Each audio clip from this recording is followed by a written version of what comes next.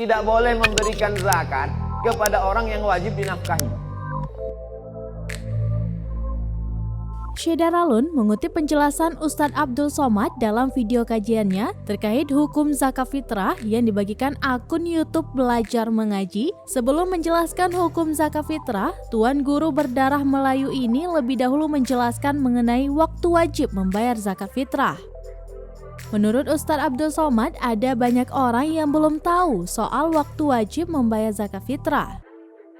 Ustadz Abdul Somad kemudian menjelaskan waktu bayar zakat fitrah terbagi menjadi dua fase, yaitu waktu jawas dan waktu wajib. Waktu jawas merupakan waktu yang dimulai atau waktu yang sudah boleh membayar zakat fitrah.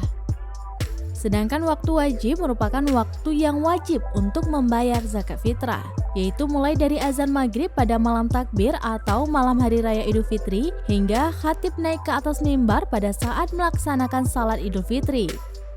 Batas akhir waktu pembayaran zakat fitrah ialah sampai dengan khatib naik di atas mimbar.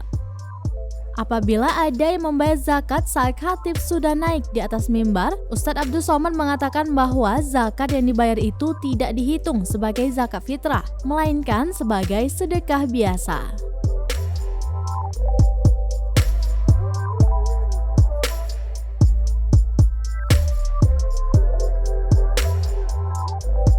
Tidak boleh memberikan zakat kepada orang yang wajib dinafkahi.